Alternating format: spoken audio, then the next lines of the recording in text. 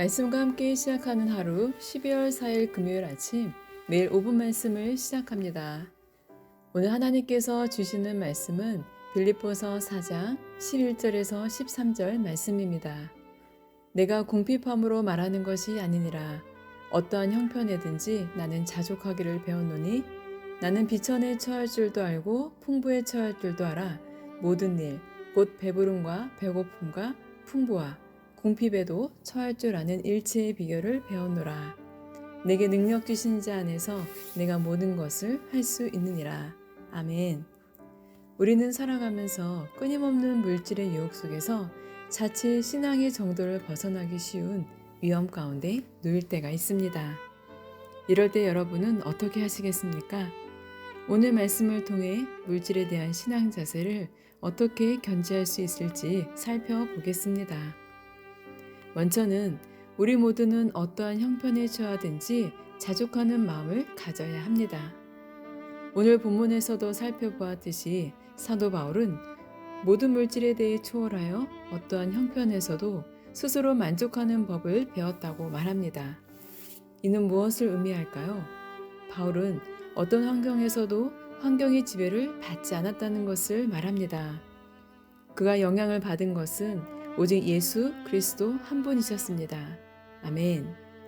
여러분도 잘 아시겠지만 바울의 복음 사역을 살펴보면 그는 환경의 영향을 받아도 많이 받을 수밖에 없는 상황들이 참 많았습니다.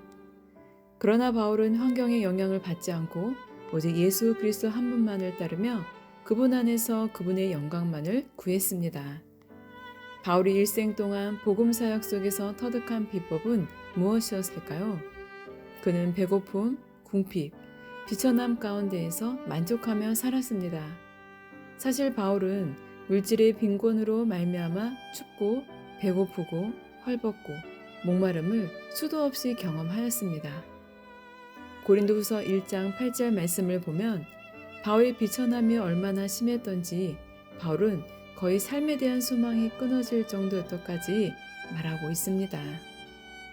그러나 바울은 이런 비천함 가운데에서도 하나의 놀라운 진리를 발견하였습니다.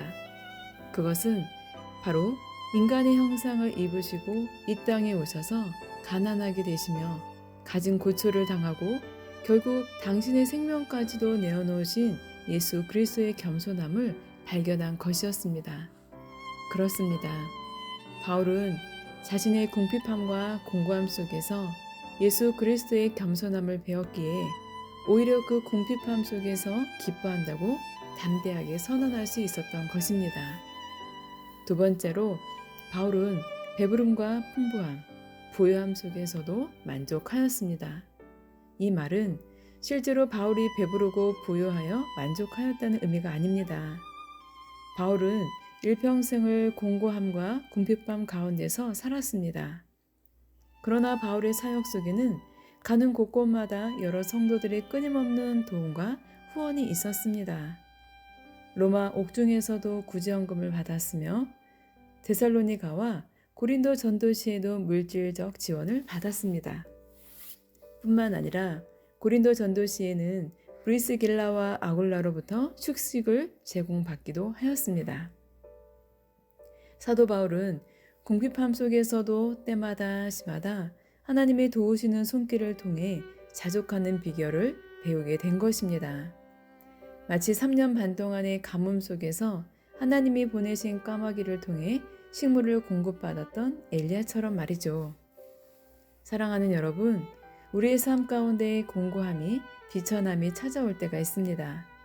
그러나 순간순간 도우시는 하나님의 손길을 통해 우리는 풍요로움을 느끼며 감사의 삶을 살 줄 아는 비결을 배우셨으리라 생각합니다.